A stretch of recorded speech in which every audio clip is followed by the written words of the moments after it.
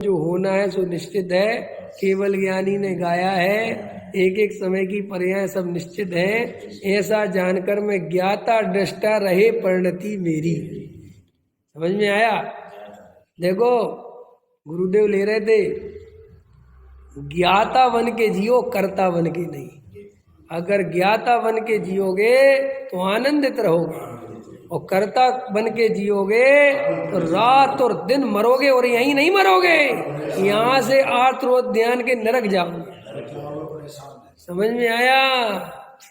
अरे भाई, नरक जिस भाव से जाते हैं उस भाव के बारे में तुझे पता ही नहीं है, क्योंकि आत्मरोद्र ध्यान का फल नरक है, और पर द्रव्य का कर्ता भोक्ता बनने से ही आर्तरोद्र ध्यान होता है। जो अपने को ज्ञाता दृष्टा मानेगा, आत्मा मानेगा, उसके आर्तरोद्र ध्यान कैसे होगा? नहीं समझ में आया? पकड़ में आया? आपकी किसी के प्रति कसाय हो गई और आपको वस्तु स्वरूप का निर्णय है, तो आप कितनी देर कसाय करोगे? हैं?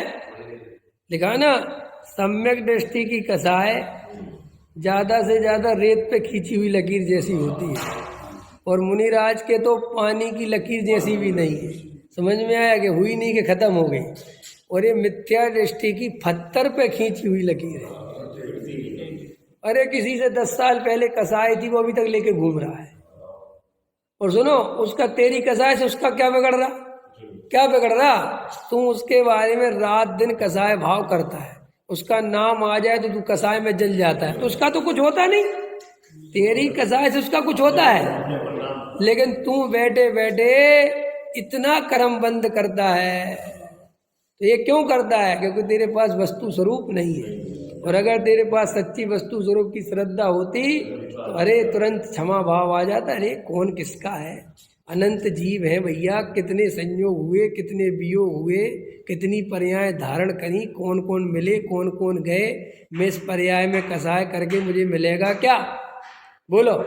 ट्रेन में लाखों आदमी चढ़ रहा, लाखों उतर रहा, क्या करना? बोलो, क्या सोचना? स्टेशन पे 50,000 आदमी आता है और जाता है।